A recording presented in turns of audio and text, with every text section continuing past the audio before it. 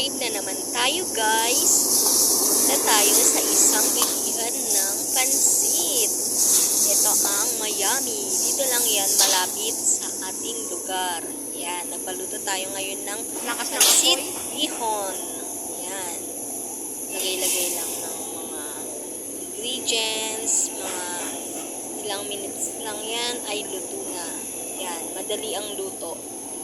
Dito kami bumibili lagi kapag gusto namin kumain ng pansit.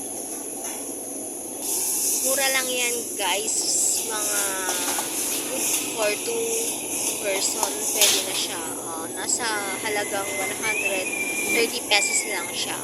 Marami na yun. Isang styro na rin siyang malaki. Masarap yung kanilang luto dito. Hindi lang pansit ang kanilang tinitinda, kundi meron din silang mga ulam, iba't ibang klase ng ulam. Hindi ko nakuhanan, guys, yung video kung anong mga menu nila, pero may mga ulam din silang tinitinda. Pero kami mostly pinibili namin dito is pansit. Yan, pansit bihon. Kasi yan yung gusto namin laging kinakain. Yan, malapit na siyang maluto. At pwede na namin siyang kainin. I-make out na pala namin yan kasi kakainin namin yan sa bahay.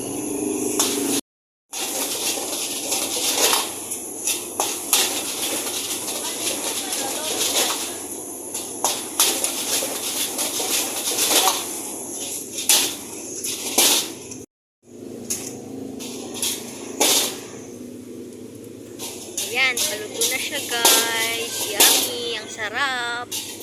See you in my next vlog.